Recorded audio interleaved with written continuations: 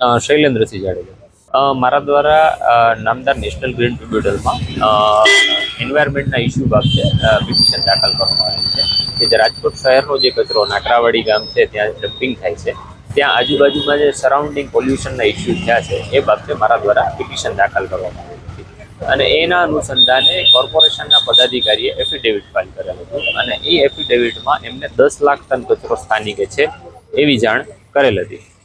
પરંતુ હકીકતમાં એ ફિગર છે એ ખોટા હતા। એ બાબતે પણ મારું નેશનલ ગ્રીન ટ્રિબ્યુનલમાં મેં એફિડેવિટ ઉપર જાહેર કરેલ છે કે આ હકીકત ખોટી છે અને તાજેતરમાં મેં આરટીઆઈ કરીને જ્યારે માહિતી મેળવેલ ત્યારે ખબર પડેલ કે કોર્પોરેશનને 16,50,000 ટનનો કોન્ટ્રાક્ટ આપેલ છે। હવે જ્યારે એફિડેવિટમાં તમે 10 લાખ ટનની વાત કરો છો તો 16,50,000 ટન કચરા માટેનો કોન્ટ્રાક્ટ કેમ આપવામાં આવ્યો? એટલે ક્યાંક ને ક્યાંક માહિતી જે છે, આંકડાની માયાજાળ છે એ ગુમરાહ કરવામાં આવી રહી છે, પ્રજાને પણ હકીકતો ખોટી પૂરી પાડવામાં આવી છે, નેશનલ ગ્રીન ટ્રિબ્યુનલ પણ સત્ય હકીકતો જાહેર કરવામાં નથી આવતી અને પબ્લિકના જે ટેક્સના પૈસા છે એ સાવ ખોટી રીતે વેડફવામાં આવી રહ્યા છે। આ દિવસે અગાઉ ટ્રેનિંગની બેઠક હતી, એમાં પણ કોર્પોરેટર આજ સવાલ ઉઠાવ્યો છે અને પછી બંધ બારણે આ બધું બંધ કરી દીધું, જ્યારે હવે તમે આરટીઆઈ કરી છે, શું માહિતી અલગ પ્રકારની બીજી શું માહિતી સામે આવી છે? મારો બહુ સ્પષ્ટ મંતવ્ય છે કે એઝ પર MSW રૂલ્સ પ્રમાણે જે કચરાનો નિકાલ છે એ થવો જોઈએ, એટલે કે તમે રાજકોટ શહેરને સાફ માત્ર કરવાથી તમારી જવાબદારી પૂર્ણ નથી થતી, તમે જ્યાં ડમ્પિંગ કરો છો ત્યાં પણ સ્વચ્છતા અને એની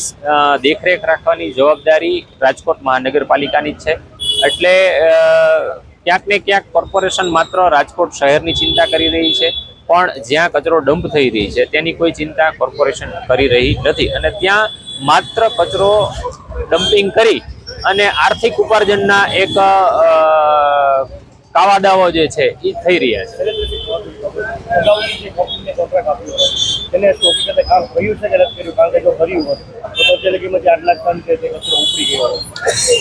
જે તે વખતે 2014થી પ્લાન્ટ ત્યાં બંધ છે, ત્યારબાદ 2018માં વેસ્ટ ટુ એનર્જીનો કોન્ટ્રાક્ટ આપવામાં આવેલ છે, જે કામ 2020માં પૂરું થવાનું હતું, જે 2024 પૂરો થઈ ગયો તેમ છતાં હજી શરૂ નથી થયું અને ક્યારે શરૂ થશે તેની પણ શક્યતા નથી। એટલે ક્યાંક ને ક્યાંક કોર્પોરેશન જે કામ સમયસર પૂર્ણ કરવું જોઈએ,